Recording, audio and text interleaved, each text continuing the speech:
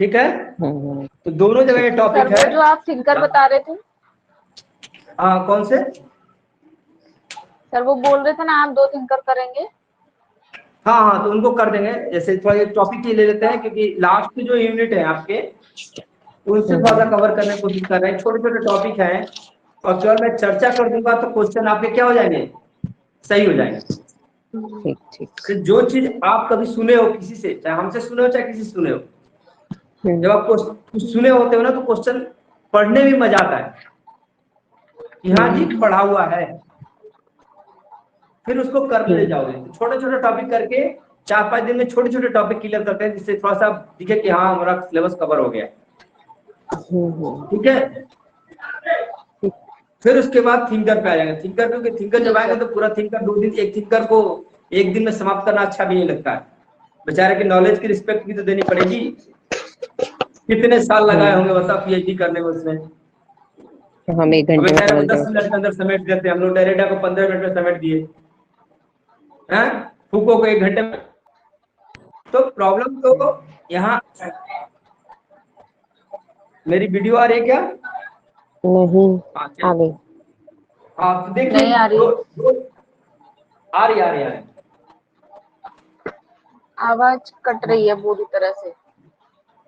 कटने लगी आवाज? अब तक नहीं कट रही थी। हाँ मेरे पास तो सही आ रही है। आ रही आवाज? मेरे पास नहीं आ रही है। दिख रहा है जी? नहीं आ रही है। आवाज नहीं आ रही है? हाँ अब आवाज आ रही है, पर आप चिपक गए हो ऐसे। चिपक नहीं गया हूँ, खड़ा हूँ ऐसे। चलिए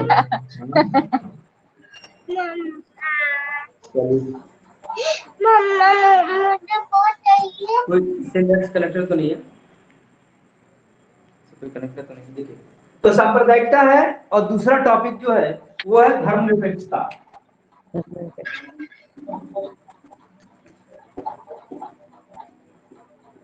ठीक है जी, सांप्रदायिकता और धर्मनिरपेक्षता, सेकुलरिज्म बोलते हैं इसको, और इसको वो सॉरी कम्युनलिज्म और सेकुलरिज्म, दोनों चीजें। ये दोनों जो पूछे जाते हैं तो इसकी क्वेश्चन बहुत ज्यादा, ये तो कथन कारण पूछ दिए जाते हैं कभी कभी। दोनों में अंतर क्या, कोई बताएगा? सांप्रदायिकता और धर्मनिरपेक्ष में क्या अंतर है? हाँ मैं बताती हूँ। हाँ बिल्कुल बताइए। सांप्रदायिकता मतलब अपने धर्म को ज्यादा मतलब प्रेफरेंस देना और दूसरे का अनादर करना। ठीक, और धर्मनिरपेक्षता अपने धर्म का आदर करना, पर किसी और धर्म के लिए मतलब कोई कटु भावना ना रखना और उसका अनादर ना करना। तो ये बताइए कि सांप्रदायिकता और निर्जाति केंद्रवादिता में क्या अंतर है, क्योंकि समाजशास्त्री का स्टूडेंट है। सांप्रदायिकता और निर्जाति केंद्रवादिता में क्या डिफरेंस है, दोनों बताइए। सांप्रदायिकता में धर्म को फोकस किया जाता है। हाँ बोलिए बोलिए बोलिए। और जाति केंद्रितता में संस्कृति को। और कोई क्लियर कर लीजिए भाई। यही है। आप पर उसको एक्सप्लेन नहीं कर सकते, कैसे बोलेंगे? क्यों? अरे आप भविष्य के डॉक्टर हैं भाई, आप समाजशास्त्र की सर्जरी करने का अथॉरिटी आपको दिया गया है। निर्जाति सांप्रदायिकता पूर्णतः धर्म से संबंधित है। संस्कृति बोलते थे सही है, पूर्णतः किससे संबंधित है? धर्म। ठीक है, कहा जाए कि सांप्रदायिकता जो है आपका, कम्युनलिज्म जो है, इट्स अ ब्रॉड कॉन्सेप्ट। ठीक है, और जो निर्जातिक एथनोसेंट्रिज्म है वह पार्ट है किसका? कम्युनलिज्म का। कम्युनलिज्म का पार्ट है क्या चीज? एथनोसेंट्रिज्म। यह किसी जाति विशेष में भी पाया जा सकता है, किसी जनजाति में भी पाया जा सकता है। ये संस्कृति को ज्यादा इंपॉर्टेंट देता है, अपने कल्चर को इंपॉर्टेंट देता है। ये मूल्य और मानदंड को इंपॉर्टेंट देता है बेटा। किसको महत्व देता है? मूल्य और मानदंड को। हमारे मूल्य और हमारे मानदंड सही है, दूसरे की गलत है, ये भावना दोनों में पाया जाता है। सांप्रदायिकता में पाया जाता है और नरजाति केंद्रवादिता में पाया जाता है, दोनों में चीज पाई जाती है। मेरा धर्म श्रेष्ठ है, ये तो अच्छा है, यहां तक सही है, लेकिन तुम्हारा धर्म गलत है, यही जैसे ही बोलते हैं वही आ जाती है हमारी क्या चीज? सांप्रदायिकता। ठीक है। आप धर्म के आधार पर जब रिजिड हो जाते हैं, जैसे बोला जाए कि मैं ब्राह्मण हूं, ब्राह्मणवादी नहीं हूं, ब्राह्मण हूं, ब्राह्मणवादी नहीं हूं, कट्टर नहीं हो, मतलब कट्टरता हमारे अंदर नहीं है। नियमों का पालन तो है। ब्राह्मण के जो रिचुअल्स हैं, जो वैल्यूज और नॉर्म्स हैं, उसको तो मैं फॉलो करूंगा, लेकिन वह किसी पे थोपूंगा नहीं और किसी को बुरा नहीं कहूंगा कि उसका तुमने तिलक क्यों नहीं लगा रखा, तुम पूजा क्यों नहीं करते हो, किसी को थोपूंगा नहीं अपने धर्म को। ठीक है। तो ये होता है ब्राह्मण या धर्म। उसी तरह से यदि आप सांप्रदायिकता का समर्थन करते हैं, इसका मतलब आप अपने धर्म के प्रति रिजिड हैं। और यदि आप निजात केंद्रवादिता से संबंधित है, देखिए थोड़ा सा और समझ लीजिएगा, दोनों में यदि अंतर करने के पूछा जाए तो सांप्रदायिकता में क्षेत्र निश्चित नहीं है, भौगोलिक क्षेत्र निश्चित नहीं है, जबकि निर्जात केंद्रवादिता में क्या है बेटा? क्षेत्र है, क्षेत्र इंपॉर्टेंट है। जैसे हम लोग पढ़ते हैं ना, समाज और समुदाय की जब परिभाषा पढ़ते हैं तो समाज में को ब्रॉड कॉन्सेप्ट में बोला गया है कि समाज क्या है? सामाजिक संबंधों का जाल है। चाहे संबंध प्रत्यक्ष हो चाहे अप्रत्यक्ष हो। मेरा फ्रेंड ब्रिटेन में है, मेरा फ्रेंड अमेरिका में है, उससे हम बात कर रहे हैं रेगुलर और हमारे बीच अंतः क्रिया चल रही है, तो हम एक समाज का निर्माण करके रखे हुए हैं। ग्लोबल सोसाइटी है ना जी, बिल्कुल। ग्लोबल विलेज का कॉन्सेप्ट किसने दिया है? मार्शल मैक्लुहान।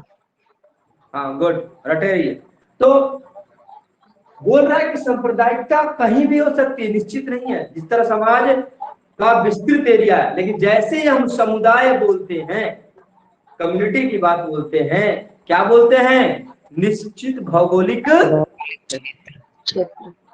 हम की भावना भी रहेगी और निश्चित भौगोलिक क्षेत्र होना चाहिए। उसी तरह से यहाँ हम की भावना तो प्रचंड होती है बेटा, लेकिन यहाँ क्या प्रबल होती है? हम की भावना भी प्रबल होती है और अपना क्षेत्र भी प्रमुख होता है। निश्चित भौगोलिक क्षेत्र भी क्या होता है?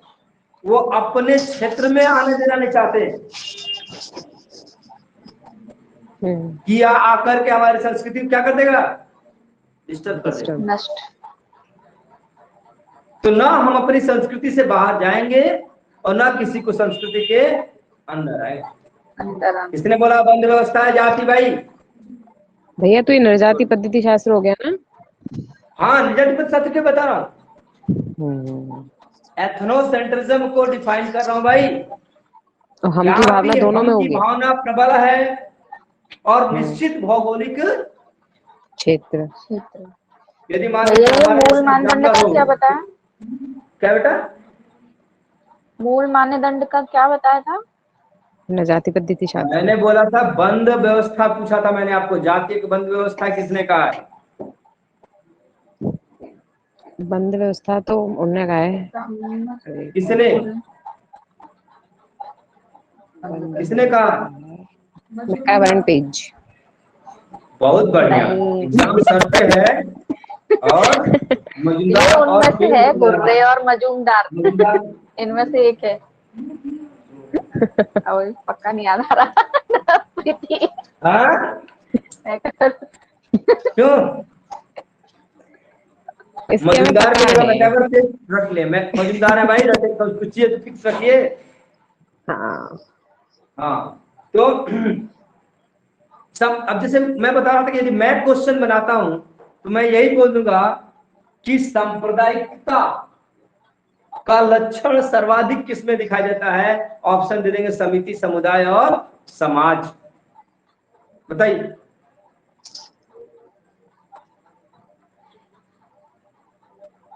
समुदाय। बोलिए। समुदाय कहाँ, तो भौगोलिक क्षेत्र सांप्रदायिकता तो है के ही नहीं। लक्षण दिखाई दे सकते हैं समाज, समिति, समुदाय, तीन ही है, चार विकल्प दिया ही।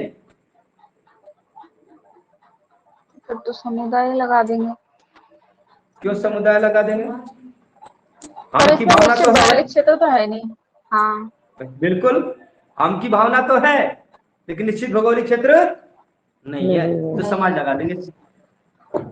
हाँ। लगा देंगे ना? समन्वय समिति तो है ही नहीं। हाँ।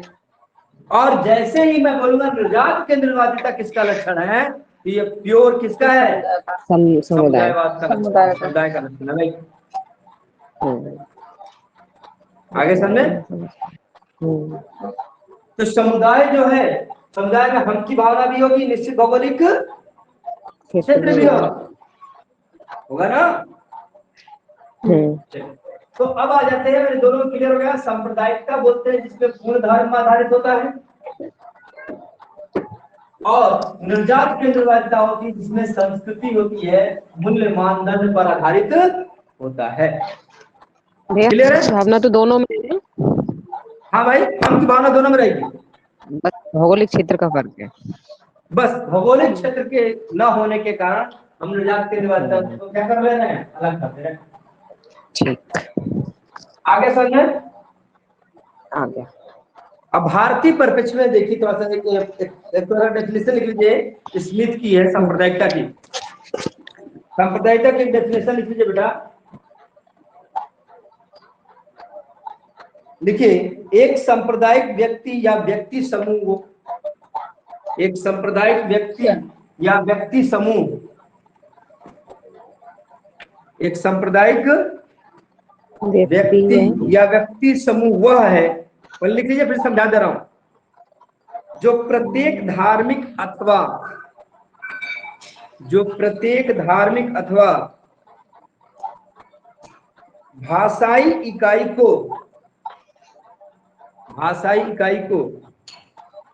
एक ऐसी पृथक सामाजिक तथा राजनीतिक इकाई मानता है जिसके हित अन्य समूहों से पृथक होते हैं और जिसके हित अन्य समूहों से पृथक होते हैं और उनके विरोधी भी हो सकते हैं। विरोध तो कंफर्म होता है भाई, सांप्रदायिकता में विरोध की भावना होती ही होती है, चाहे स्मिथ कहे या ना। क्लियर है? तो सांप्रदायिकता क्लियर हो गई जी, इसको समझाने की जरूरत है क्या? ये मेरा छोड़ रह गया है, जिसके हित क्या दोबारा सुनिएगा, दोबारा करिएगा। सांप्रदायिकता के कारण क्या है भाई, बताइए।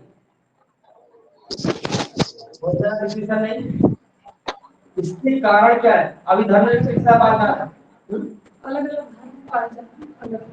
और हाँ, अलग अलग धर्मों का एक साथ होना हो सकता है। बोलिए भाई, धर्म तो हमेशा, भारत की यदि बात किया जाए तो मैक्सिमम धर्म तो एक साथ ही रहते हैं भाई।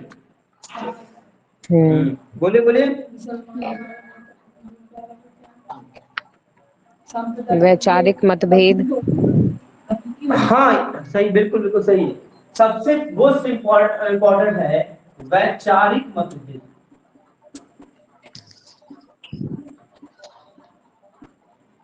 विचारों में हमारे मतभेद पाया जाना। जो धार्मिक संप्रदाय हैं उनके विचारों में मतभेद पाया ही जाता है। क्यों? क्योंकि पृथक्करण है समाज में। समाज में क्या है? पृथक्करण है। पृथक्करण। पृथक्करण और स्त्रीकरण में अंतर है भाई। ठीक है, ये पहले पढ़ा चुका हूं। तो वैचारिक मतभेद सबसे पहला कारण है इसको सांप्रदायिकता को जन्म देने का। भाई हम हमारे धर्म के अनुसार मूल्य मानदंड कुछ और है, किसी के धर्म के अनुसार मूल्य मानदंड उसके कुछ और है, कुछ और, समाज के कुछ नियमों के अनुसार उसके विचार कुछ और है, हमारे विचार कुछ और है। अलग है। जब मतभेद होगा तो नो डाउट विवाद उत्पन्न होगा। भारत की कहा जाए कि आज जो सबसे बड़ी समस्या यही है, क्या चीज? सांप्रदायिकता। धीरे धीरे इसको समाप्त किया जा रहा है। भारत की बहुत बड़ी समस्या है। दूसरा पॉइंट लिखिएगा, संकुचित राष्ट्रवाद की भावना।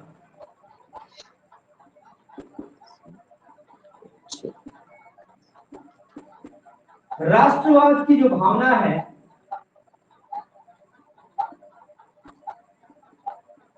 वह नैरो माइंडेड है भाई। मेन राष्ट्रवाद यदि आपको पढ़ना है तो रविन्द्रनाथ टैगोर को आपको पढ़ना पड़ेगा। बंगाल को ही राष्ट्रवाद की जन्मभूमि माना जाता है, जननी। मतलब माना गया है कि सर्वोपरि राष्ट्र होना चाहिए। किसी भी देश में यदि राष्ट्र सबसे ऊपर है तो वहां दंगे होने की संभावना बहुत कम है। आप देख लीजिए, आप कभी भी चाइना के बारे में सुने हैं क्या? 100 लोगों ने 100 लोगों से भिड़ करके एक दूसरे को मार डाला? नहीं। क्योंकि वहां राष्ट्रवाद क्या है? प्रबल, बहुत ही स्ट्रांग है। चाइनीज अपने राष्ट्र के खिलाफ एक शब्द सुन नहीं सकता, और यही कारण है उसने अपने मीडिया को क्या कर रखा है? अपने कब्जे में ले रखा है बेटा। गूगल जैसे इंटरनेशनल ऑर्गेनाइजेशन के ब्राउजर को बैन कर रखा है ताकि ये कचरा फेंक करके हमारे लोगों को भड़का न सके। आज आपके भारत में ऐसे ऐसे लोग मिल जाएंगे जो पाकिस्तान के अच्छे होने की बात कहते हैं, अफगानिस्तान में हुए दंगे का समर्थन करते हैं।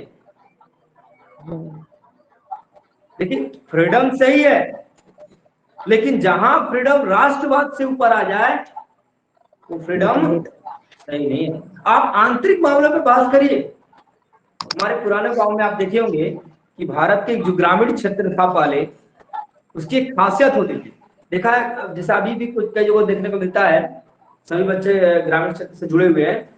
एक देखा जाता था कि गांव में आपस में मतभेद होता था। होता था जी, जायज बात है। जब दो लोग रहेंगे आपस में तो विचारों में मतभेद होगा, टकराव होगा, नो डाउट। लेकिन जैसे ही उस गांव से दूसरे गांव का यदि कोई झगड़ा हो जाए तो क्या हो जाते थे? वो सभी एक हो जाते थे। हम इस गांव वाले, हम इस गांव वाले, और फिर सब जो आपस में भिड़ते थे वो मिलकर भिड़ते थे। किसी गांव वाले की बुराई करे उसको बर्दाश्त नहीं करते थे गांव वाले। लेकिन भारत की स्थिति क्या है? हम अपने बुराई विदेशों के परिप्रेक्ष्य में करते हैं ताकि बाहरी राष्ट्र को मौका मिल जाता है हमें करने का। तो आप चाइना में देखिए ना, कहां सांप्रदायिकता है चाइना में? साम्यवाद कह सकते हैं। भले ही कुछ भी हो, मैं बोल रहा हूं दंगे हो रहे हैं उसको दबा दे रहा है, लेकिन वहां बच्चा पैदा होता है और उसके खोपड़ी में इंजेक्शन दे देते हैं कि बेटा पहले क्या है? चाइना है, उसके बाद तुम हो, तुम्हारा बाप, तुम्हारा परिवार है।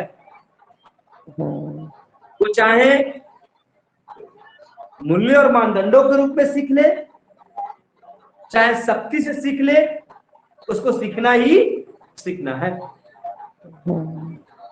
आप चाइनीज खिलाड़ियों को देखिए, मैं कंपेयर इसलिए कर रहा हूं कि चाइना हमारे पास का देश है और हम बहुत ज्यादा इससे देखते हैं, इसके लिए यह नहीं कि मैं चाइना को बहुत अच्छा कह रहा हूं, वहां स्वतंत्रता नहीं है, लेकिन यदि राष्ट्र प्रेम देखना है, राष्ट्र की भावना का समाजीकरण देखना है, तो आपको कहां देखने को मिलेगा? चाइना में मिलेगा। ठीक है, तो भारत में इसकी समस्या है, नो डाउट। कारण क्या है? संकुचित राष्ट्रवाद की भावना। भावना राष्ट्र प्रेम तो है, लेकिन जैसे ही कोई लोग देता 15-20 लाख रुपए दे दूंगा, मार्ट साहब मैसेज लिख कर देना। व्यक्तिगत भावना जैसी प्रबल हुई, राष्ट्रगत भावना चली गई। बेटा, भारत की सबसे बड़ी समस्या है, और जब आप राष्ट्र भावना को सर्वोपरि रखेंगे, सांप्रदायिकता का आता पता भी नहीं चलेगा। मैं बता रहा हूं, अभी जितने धर्म भारत में है और जितने धर्म बाहर से बाहर है, चूंकि विश्व के मैक्सिमम धर्म तो भारत में है ही है, हिंदू, मुस्लिम, सिख, ईसाई, पारसी, सभी मिल जाएंगे आपको। जो धर्म बचे हैं वो भी आ जाए, लेकिन सभी के अंदर एक चीज बांध लें कि इस मामले पर हम समुदाय बन जाए, बस। सांप्रदायिकता के मामले में हम राष्ट्र को इंपॉर्टेंट दें, राष्ट्र के मामले में हम की भावना है। रविन्द्रनाथ टैगोर की बात है, राष्ट्र के बात पर हम एकजुट हो जाएं, वो चाहे भावना हो चाहे क्षेत्रीय भावना। होता है ना, अपने घर में आप होते तो घर की वैल्यू नहीं होती है, और जब घर से हम लोग बाहर होते हैं तो उसकी वैल्यू बढ़ जाती है। बढ़ती है कि नहीं बढ़ती है? तुमने भी, आपको बता रहा हूँ, आउट ऑफ इंडिया लोग रह रहे हैं, वो डेली हमें लगता है भारत की पूजा करते हैं, बैठे 24 घंटे। हर उस न्यूज को देखना वो पसंद करते हैं जिसमें भारत की कोई न्यूज आ रही होती है। हम और आप 2 अक्टूबर 26 जनवरी को निकल लेते, छोड़ो यार कौन जाएगा, 2-4 घंटे बर्बाद हो जाएगा, एग्जाम आने वाला है, क्या होगा, झंडा फहराएंगे, मिठाई उठाई बांटेंगे, बुजुर्ग बांटेंगे, चले आएंगे, खरीद लेंगे, 20 रुपए खा लेंगे। वो वहां छुट्टी लेकर के, एक दिन का वेतन कटवा करके, और क्या मनाते हैं? राष्ट्रध्वज को फहरा करके स्वतंत्रता दिवस 2 अक्टूबर और क्या बोलते हैं आप, गणतंत्र दिवस मनाते हैं। दिन भर टीवी से चिपके रहते हैं, परेड देखते हैं। क्यों? क्योंकि उनको जाने के बाद रियलाइज हुआ है राष्ट्रवाद की भावना विकसित होगी। इसको ब्रॉड करने की जरूरत है। मतलब कोई ना कोई ऐसा कानून जरूर होना चाहिए कि राष्ट्रवाद से ऊपर की यदि आप बात करते हैं तो आपको तुरंत अरेस्ट कर देना चाहिए। है भी, यूपी में है, यूपी में राष्ट्र हित से ऊपर उठ के यदि आप बात करते हैं, कोई ऐसा काम करते हैं, तो आपको अरेस्ट किया जा सकता है। तो कहने का मतलब है कि सांप्रदायिकता का एक कारण ये भी है, संकुचित राष्ट्रवाद की भावना। तो सांप्रदायिकता को समाप्त करना है तो आपको क्या करना पड़ेगा? राष्ट्रवाद को डेवलप करना पड़ेगा, राष्ट्रवाद की भावना को डेवलप करना पड़ेगा। भारत में यदि स्वच्छता अभियान, भारत में यदि स्वच्छता अभियान सफल रहा तो राष्ट्रवाद की भावना से सफल रहा। आप देखिएगा कि यदि घर का मेंबर, जो मुखिया है, यदि घर का मुखिया झाड़ू लेके घर की सफाई करने चल देता है तो सभी लोग लग जाते कि नहीं लग जाते? स्वच्छता अभियान इसीलिए सफल हुआ। मैं किसी की अच्छाइयों का वर्णन नहीं कर रहा हूं, मैं सीधा बता रहा हूं कि यही भावना है जो लोगों को एकजुट ला सकती है और हमें आगे बढ़ा सकती है। मैंने बार बार रिपीट करता हूं कि हमेशा आपके पड़ोसी, आपको दोस्त मित्र, यदि आपकी असफलता का कारण छोटी छोटी समस्याएं हैं, हम छोटी समस्याओं में, छोटे विचारों में उलझ कर रह जाते हैं और हमारी तरक्की क्या हो जाती है? रुक जाती है। गांव में क्यों विकास नहीं हो पाता है लोगों का? छोटी सी जगह के लिए भीड़ लाठियां चल रही है, दिन रात टेंशन चल रहा है, कहां से पढ़ेंगे भाई? फुर्सत ही नहीं है। हम की भावना बहुत बड़ा, अरे मैं पावरफुल आदमी हूँ, देख लूंगा तुमको। तो बोला ठीक है तुम देख लो, 1 महीना वो हॉस्पिटल में, 1 महीना तुम हॉस्पिटल में, मानसिक टेंशन अलग से। आप उससे ज्यादा मेहनत करके यदि सफल हो जाते, उससे ज्यादा जमीन खरीद के ले जाते। घरेलू की छोटी छोटी बातों से देखिए कितना विकास रुकता है। ये हमारे घर की चीज है, ऐसे ही राष्ट्र की बात है। भारत का विकास यदि अवरुद्ध होता है, छोटी छोटी लड़ाइयों से होता है, छोटे छोटे विचारों के मतभेद से होता है। जरूरी भी है कि राष्ट्रवाद को सारी समस्या क्या हो जाए, समाप्त। पर लोग समझते नहीं तो क्या कर सकते हैं? हाँ जी, कोई समझना नहीं चाहता तो क्या कर सकते हैं? अब देखिए इतना जल्दी तो समझ नहीं पाएंगे, इतना जल्द। अब जो नई जनरेशन आ रही है, उनका समाजीकरण ऐसा किया जाए कि आने वाले समय में सांप्रदायिकता बहुत बड़ी चीज भारत के लिए ना रह जाए। भाई देखिए, हमारे और आप में यदि चेंज लाने तो दंड का ही प्रावधान है, क्योंकि अब समाजीकरण करना थोड़ा कठिन काम है। कोई व्यक्ति किसी की क्यों सुनेगा? बोला जाता कोविड पीरियड में, बोला था भैया घरों में बैठो, नहीं माने बाहर आ गए, लाठी भागना शुरू हो गए, देखिए भागना शुरू हो गए नहीं हो गए। तो हमारे आपके स्टेज पे या स्टेटस पे कहा जाए, स्टेज बोला है स्टेटस नहीं, तो हमारे आपके एज पे जो है दंड ही एक जो है बेहतर प्रभाव डाल पाएगा। हाँ, जो बच्चे आ रहे हैं उनके अंदर राष्ट्र भावना की विकसित होनी चाहिए। हमारे शिक्षण कार्यों में लगे हुए शिक्षकों को ट्रेन करने की आवश्यकता है, पाठ्यक्रम में परिवर्तन करने की आवश्यकता है, उसमें देशभक्ति कूट कूट के भरी होनी चाहिए। आ रहा समझ में? आज लोकल फॉर वोकल हम बोलते हैं, मैं बताया था ना एक दिन आपको पढ़ाना था, लोकल फॉर वोकल एक स्टार्ट किया गया था कि जो लोकल प्रोडक्ट्स हैं उनके लिए आप आवाज उठाइए। ठीक है, मतलब उसको उठाइए। जैसे अभी दीपावली आ रही, हम लोग क्या करते हैं, मैक्सिमम चाइनीज प्रोडक्ट्स ले आते हैं, या फिर वैसे ही प्लास्टिक के प्रोडक्ट्स लेकर यूज करते हैं। दिए कहां गए? उसको यदि बढ़ावा देंगे तो जो ग्रामीण क्षेत्र का व्यक्ति है उसको रोजगार भी मिलेगा, और हमारे लिए क्या मिलेगा जी? दिए यदि हम खरीदते हैं तो उसको तो रोजगार मिल गया, और हम शुद्धता की ओर बढ़े, अपने देश का विकास। मैंने बताया ना कि एक मणिपुर की संस्था है, वो आप सर्च करके देखिएगा, जो ये प्लास्टिक के बॉटल्स आ रहे हैं, वह बेम्बू का, बांस का जो है वह बॉटल बना रहा है। और आपको आश्चर्य होगा जान करके कि इंडिया की अपेक्षा फॉरेन कंट्रीज में हाई डिमांड है इको फ्रेंडली के कारण। एनवायरमेंट को पढ़ना है, आ रहा समझ में? तो इन विचारों को कैसे विकसित होगा, ये सब कैसे डेवलप होंगे? आज पतंजलि की बात नहीं करनी चाहिए किसी भी प्रोडक्ट का, लेकिन पतंजलि आज वर्ल्ड में जगह बना रखी है। क्यों? शुद्धता के कारण, क्योंकि उसने राष्ट्रवाद को टारगेट किया। स्वदेशी प्रोडक्ट बोलते हैं ना,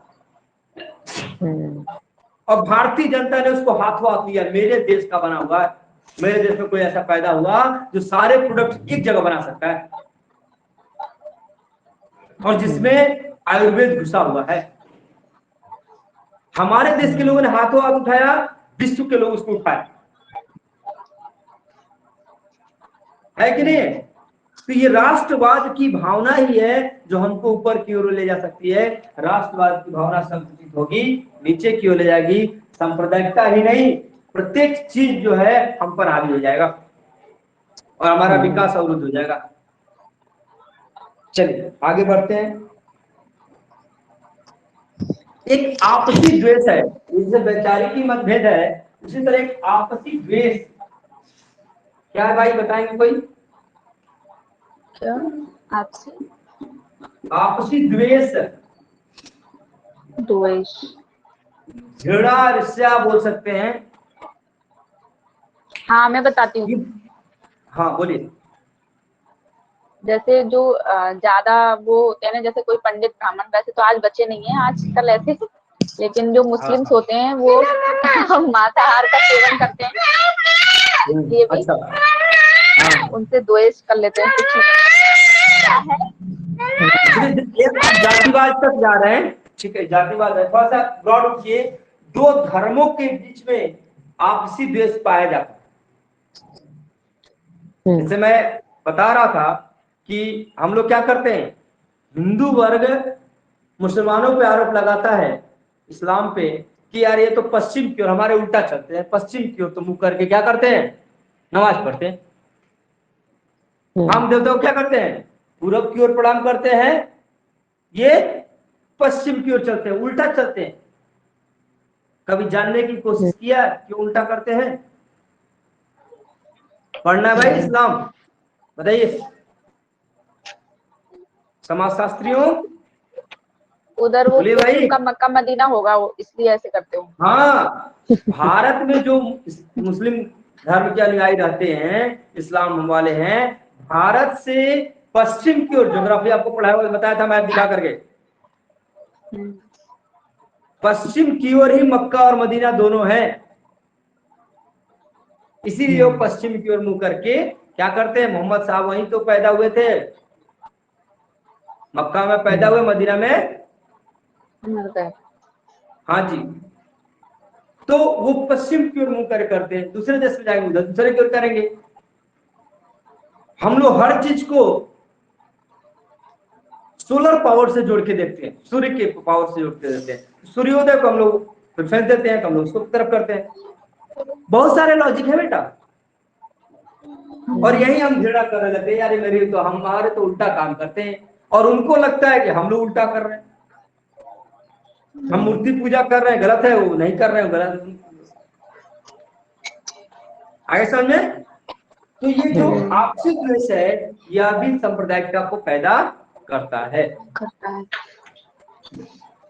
देखिए हमारे साथ तो आप बहुत लोग तो इसमें जानते भी होंगे, बहुत सारे मित्र हैं, हर धर्म के मित्र हैं हमारे, और इतने प्रगाढ़ संबंध है कि आप कुछ भी नहीं सकते, क्योंकि हमारे और उनके बीच में वैचारिक मतभेद नहीं है और ना ही आपसी द्वेष है। भाई उनके विचार उनके हैं, यदि वो टोपी लगा के हमसे मिलते हैं तो कोई दिक्कत नहीं, हम तो हमेशा तिलक लगा के मिलेंगे। हमारे और उनके बीच रिलेशन डिस्टर्ब नहीं होगा। उनका धर्म अलग है, हमारा धर्म अलग। धर्म मतलब क्या होता है, धार्यते इति धर्म, जो धारण किया जाए वही धर्म है। तो हमने यह धारण किया है, उसने वह धारण किया, उसका धर्म है, मेरा धर्म है, क्यों दिक्कत है भाई? सांप्रदायिकता तो यही बोलती है। और यही विचार यदि दोनों वर्गों में आ जाए, जो दो वर्गों में विवाद हो रहा है, तो सांप्रदायिकता अपने यहाँ भारत से क्या हो जाएगी, छू मंतर हो जाएगी बेटा, पता भी नहीं चलेगा कहां गई। और इसी का जो वैचारिक मतभेद है और जो आपसी द्वेष है, इसी का सहारा लेकर के भारत में हमेशा तीसरे लोगों ने घृणा करके और अपना लाभ जो है सीधा किया है, या उल्लू बोलते हैं, उल्लू सीधा किया अपना, है कि नहीं? यहां तक क्लियर है? किसी को डाउट और कोई कारण बताइए? लेकिन कुछ तो बंटवारा भी किया गया है, ठीक है। मुझे लगता है ना कि भारत में जो पृथककरण है वह नहीं होना चाहिए। हर व्यक्ति को हर जगह रहने की छूट होनी चाहिए, हर व्यक्ति को हर जगह व्यवसाय करने की छूट होनी चाहिए। सबसे पहली बार मुझे आश्चर्य तब हुआ, आप देखेंगे, आपको भी आश्चर्य होगा, जब आप एक सरदार को भोजपुरी में बात करते हुए देखेंगे, कैसा फील होगा बताइए? बहुत अजीब। क्योंकि हमारे माइंड में बैठ रख चुका है कि वो सरदार है तो पंजाबी ही बोलेगा। ये भावना क्या होनी चाहिए? समाप्त होनी चाहिए। पृथक्करण को समाप्त किया जाना चाहिए। वो यदि पूर्वांचल बेल्ट में रह रहा है, बिहार के बेल्ट में रह रहा है, व्यक्ति जन्म से ही यही है, तो भोजपुरी बोलेगा नहीं? बोलेगा। हम यदि पंजाब में रह रहे हैं, आप पंजाब में रह रहे हो, आप पंजाबी बोलोगे ही बोलोगे। तो इसमें पृथक्करण नहीं होना चाहिए। भारत ही एक ऐसा देश है जहां हर धर्म को क्या चीज समानता दिया जाता है, हर धर्म को महत्व दिया जाता है। इसीलिए अगला टॉपिक आपका धर्मनिरपेक्षता है बेटा, ठीक है। लेकिन किसी भी राष्ट्र का आप बजाइए, वो राष्ट्र या तो इस्लामिक राष्ट्र है, ईसाई का राष्ट्र है, ठीक है, बौद्धिक राष्ट्र है, बुद्ध का राष्ट्र बोल सकते हैं, या कट्टर हिंदू राष्ट्र है। लेकिन भारत ही एक ऐसा देश है जहां सभी धर्मों को महत्व दिया जाता है। सभी त्योहारों को उतने ही धूमधाम से मनाया जाता है भारत में। इसको और प्रबल करने की आवश्यकता है। अब समाप्ति कैसे की जाएगी भाई? समाधान। सांप्रदायिकता को समाप्त कैसे करेंगे? शिक्षा के माध्यम से। हाँ? एक मुझे तो हर चीज का सोल्यूशन शिक्षा ही लगता है। हाँ बेटा, मुझे हर चीज का सोल्यूशन शिक्षा ही लगता है। सही बात है, गलत क्या है उसमें? गलत ही क्या है? शिक्षा जब आप बोल दिए, लेकिन अभी मैं बताया कि शिक्षा कब, अब हमको देके शिक्षा तो हम लेंगे क्या? हम मतलब हमारे एज ग्रुप की बात बोल रहे हैं, क्योंकि हम तो अपने आप को तो समझते हैं। तो हम तो कुछ लेंगे नहीं किसी का, जो मान चुके हैं वही सही है। लेकिन जो नई जनरेशन अब आ रही है, सबसे बड़ी प्रॉब्लम है भाई। तो सबसे मोस्ट इंपॉर्टेंट है कि सबसे पहले कानूनी दबाव बनाया जाए, मतलब कि कानूनी नियंत्रण या सरकार इसको नियंत्रण करे।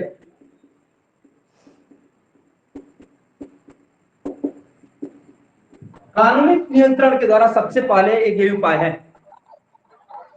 जिसको सभी लोग सुनेंगे भी और जल्दी नियंत्रित भी हो जाएंगे। जैसे आदमी को चिल्ला रहा बहुत चिल्ला रहा है, सुनने का नाम ही नहीं, आप चिल्ला रहे हैं वो सुन नहीं रहा है, मारो खींच के 2 चाटा उसको मार दिया। जब शांत हो गया है, क्या बोलो? हाँ बोलो, सुनेगा वो? नहीं है। आदमी को उसको बिल्कुल आउट ऑफ लिमिट हो गया है, तो पहले उसको क्या करो? झटका दो, दूसरे दुनिया से दूसरे दुनिया में आए, फिर बताओ कि ये बात ये सही नहीं है, तुम यूं कर रहे हो। आ रहा समझे? वही कह रहा है कि सबसे पहला उपाय क्या होना चाहिए? कानूनी नियंत्रण। इतने कठोर कानून बना दो। आप यूपी की प्रशासन व्यवस्था देख रहे हैं, अभी चुनावी समय चल रहा है, जो भी चीजें हो रही हो, लेकिन आप जो सांप्रदायिक दंगे होते थे वो नहीं हो रहे। क्यों? कानूनी नियंत्रण के कारण। कानूनी नियंत्रण ज्यादा प्रभावशाली है।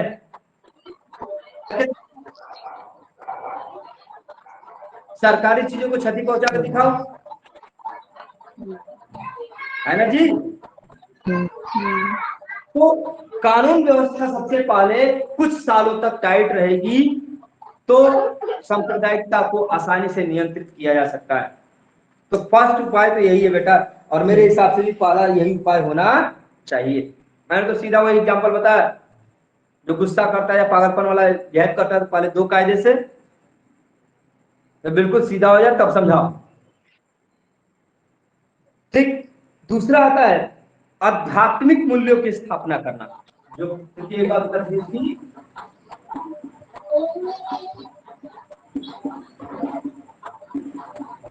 प्रत्येक धर्म में आध्यात्मिक मूल्य होते हैं। यदि हर इस्लाम में बच्चा से लेकर के बूढ़े तक इस्लाम का व्यक्ति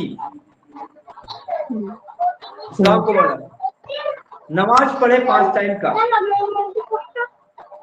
प्रत्येक हिंदू का बच्चा मंदिर जाए, गुरुकुल जाए, प्रत्येक ईसाई का बच्चा चर्च जाए समय से। तो सबसे पहले बोल रहा है आध्यात्मिक मूल्यों का विकास होना शुरू हो जाएगा। हमने तार्किकता और मॉडर्निटी के चक्कर में आध्यात्मिक मूल्यों को समाप्त कर दिए। तो कोई भी धर्म द्वेष की भावना सिखाता नहीं है। माइक ऑफ कर लीजिए। कोई भी धर्म, चाहे वो किसी भी धर्म में, आप धर्म ग्रंथ को पढ़ लीजिए, यदि वह धर्म यदि हिंसा सिखा रहा है तो इसका मतलब है उस धर्म का प्रचार प्रसार गलत तरीके से किया जा रहा है, जो उसका मीडिएटर है वो गलत है, इंटरप्रिटेशन तो आप तक पहुंच रहा है। और इस सिचुएशन में you have to study that spiritual books, तब जाकर के आप क्लियर हो पाएंगे। यदि आप खुद वो धार्मिक किताबों पढ़िए, कहीं भी हिंसा की बात नहीं है बेटा। किसी भी धर्म में बता रहा हूं मैं, सभी धर्म सिखाते हैं प्रेम से रहना। तो फिर कैसे ही पैदा हो गए सब प्रोजेक्ट? पक्का ये कोई बीच में आदमी पैदा हो गया है कि नहीं? बिल्कुल। तो सबसे पहले हमें क्या करना पड़ेगा? आध्यात्मिक मूल्यों का, और जो वहां ट्रेनर हैं उनको रिप्लेस करना पड़ेगा। ऐसे व्यक्ति को बैठाना पड़ेगा जिसके अंदर राष्ट्र भावना क्या हो, सर्वोपरि भारी हो। चाहे वो किसी धर्म का, चाहे वो पादरी हो, चाहे वो मौलवी हो, चाहे वो पुजारी हो, किसी भी धर्म का मीडिएटर हो, उसे क्या करना पड़ेगा? राष्ट्रवाद से भी भरा हुआ है, और तब वो आध्यात्मिक मूल्यों को सिखा रहा है। जान लीजिए आने वाले समय में भारत में सांप्रदायिकता दूर दूर तक नजर नहीं आएगी, और न पहले थी। आगे समझे? चलिए आगे की ओर बढ़ते हैं। तीसरा पॉइंट है समानता पर आधारित कानूनों का निर्माण किया जाए। ये सब हम लोग जानते हैं, समानता पर आधारित कानून बनाया जाए। बनाया गया है, बहुत सारे कानून है, बहुत सारे आर्टिकल हम लोग पढ़ेंगे। उसकी बाद जो है पृथक प्रतिनिधित्व की समाप्ति की जाए। ये बात ज्यादा है।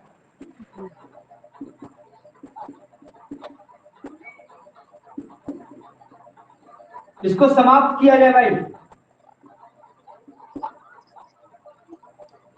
मैं इस्लाम का अनुयायी हूं और मैं लोगों को, इस्लाम के जितने लोग हैं वो जुड़ जाए मेरे साथ। मैं हिंदू धर्म का हूं, मेरे साथ जुड़ जाए। मैं इस धर्म का हूं, मुझसे जुड़िए, हम आंदोलन करेंगे। ये जिसका विरोध कुछ हद तक महात्मा गांधी जी ने भी किया। पृथक प्रतिनिधित्व नहीं होना चाहिए। मैं यदि नेता हूं तो मैं अपने समाज में उपस्थित सभी व्यक्ति का नेता हूं। न मैं हिंदू का हूं, न मुस्लिम का हूं, न ईसाई का हूं, किसी का नहीं। जो प्रतिनिधि होना चाहिए वो सबका होना चाहिए। यहाँ तो राजनीतिक दल देखिए जितने हैं, पृथक प्रतिनिधित्व वही तो चलते हैं भाई। ये यादव वर्ग है, मेरा वोट बैंक है। ये हिंदू है, हमारे वोट बैंक है। ये मुस्लिम है, ये हमारे वोट बैंक है। पहले छान लिया। यही सब बोलते हैं पृथक प्रतिनिधित्व समाप्त हो जाएगा यदि चाहे कोई भी गद्दी पर बैठे वो समाज के हर व्यक्ति के लिए कार्य करे, तो वो बेहतर होगा और यहाँ सांप्रदायिकता कम होगी। आप देखे होंगे कुछ वर्षों में सांप्रदायिकता कमजोर पड़ी है। ये कुशल नेतृत्व का ही परिणाम है। नो डाउट समस्याएं बहुत हैं, इतना जल्दी हम समाप्त नहीं कर सकते इसको, लेकिन समाप्त होगी। और भारत का यदि और तीव्र गति से विकास करना है तो हमें इसको समाप्त करना पड़ेगा और इनसे उठ करके हमें बात करनी पड़ेगी। ठीक है, आगे की ओर राष्ट्रीय एकता को बढ़ावा दिया जाए। ऊपर लिख दीजिए, राष्ट्रीय एकता को बढ़ावा दिया जाए। बेटा, राष्ट्रीय एकता को क्या किया जाए? बढ़ावा दिया जाए। हर एक यूनिटी रैली होती है 31 अक्टूबर को, होती है। सरदार वल्लभ भाई पटेल के जन्मदिन पर एकता दिवस मनाया जाता है जी। और उसी दिन जो है एकता रैली होती है। कितने लोग पार्टिसिपेट करते हैं? यदि हर संस्था यदि डिसीजन ले ले कि 31 अक्टूबर को हम एकजुट होंगे, तो देखिए ना, अपने आप राष्ट्रीय एकता की भावना डेवलप हो जाएगी। छोटे छोटे जो फेस्टिवल है हमारे ना, उसमें समाज का हर वर्ग शामिल होता है। देखिएगा, तो कम से कम राष्ट्रीय नेशनल फेस्टिवल में को पूरे भारत में धूमधाम से उसको ऑर्गेनाइज कराया जाना चाहिए। मैं नहीं बोलता किसी विशेष धर्म की बात हो, किसी भी धर्म का हो, यदि वह राष्ट्रीय है और धार्मिक मतभेद है तो किसी भी मौके से राष्ट्र को एकता, राष्ट्र एकता की भावना विकसित करने की कोशिश की जानी चाहिए। क्लियर है? अब उसके बाद जो है इसको यदि समाप्त करना है तो ये मुख्य बिंदु है, याद रखिएगा। इसी से सांप्रदायिकता को समाप्त किया जा सकता है। सांप्रदायिकता से संबंधित जो भी प्रश्न आएंगे, कथन कारण, आज आप उसके क्वेश्चन कर लीजिएगा, ढूंढ ढूंढ के करिएगा। ठीक है? आर्टिकल आएगा तो आर्टिकल हम लोग धर्मनिरपेक्षता में देखेंगे। थोड़ा सा मैं बता दूं, धर्मनिरपेक्षता मतलब हम लोग क्या समझते हैं? सभी धर्मों को समान एक नजर, समान नजर से देखो। हाँ, तुम भी जियो, हम भी जियो, कोई दिक्कत नहीं। और राज्य मतलब जो सरकार है, उसका कर्तव्य है कि किसी भी व्यक्ति, संगठन या किसी का भी धर्म के आधार पर किसी व्यवस्था, किसी सुविधा से वंचित न करे। और जब तक आवश्यकता ना हो, जब तक राष्ट्रवाद से ऊपर की बात न उठ जाए, राष्ट्र से ऊपर की बात न उठ जाए, तब तक उसमें हस्तक्षेप भी ना करें। आ रहा समझे? ये धर्मनिरपेक्षता थोड़ा सा इससे भी ज्यादा इंपॉर्टेंस है सांप्रदायिकता से, क्योंकि यह इसका सांप्रदायिकता का सॉल्यूशन है, सेकुलरिज्म। और भारतीय संविधान में स्टार्टिंग में नहीं जोड़ा गया था, समझ रहे थे हम लोग बुद्धिमान आदमी है, भारत की जनता इतने सालों तक गुलाम रही है, अब स्वतंत्र हुई है तो वो एकजुट होकर रहेगी, मतभेद उत्पन्न नहीं करेगी। लेकिन कुछ ही समय में एहसास हो गया कि भैया एक साथ चलने वाले नहीं है, इसीलिए राष्ट्र का धर्म बना दिया गया धर्मनिरपेक्षता। 1976 में 42वें संविधान संशोधन के द्वारा भारत के प्रस्तावना में धर्मनिरपेक्षता शब्द को जोड़ा गया। ठीक है? अब कल देखेंगे कि धर्मनिरपेक्षता है क्या, संवैधानिक प्रावधान किस किस आर्टिकल में धर्मनिरपेक्षता की बात कर रहे हैं, चाहे वो आर्टिकल 25 हो, चाहे 27 हो, 26 हो, 15 हो, इन सबको हम लोग देखेंगे एक एक करके। और उसके बाद धर्मनिरपेक्ष राज्य जो है उसकी खासियत को देखा जाएगा और आलोचना जो है उसकी की जा रही है, क्यों की जा रही है, क्यों भारत जो धर्मनिरपेक्ष होते हुए भी नहीं दिखाई देता है, सब कारणों पर चर्चा करेंगे। तो एक क्वेश्चन हमारा क्लियर हो जाएगा। भैया अभी कर लेना है ना ये? अरे मुझे खाना खिलाना है अपनी बेटी को, तसल्ली पाव कल कर लेना। ठीक है, ठीक है।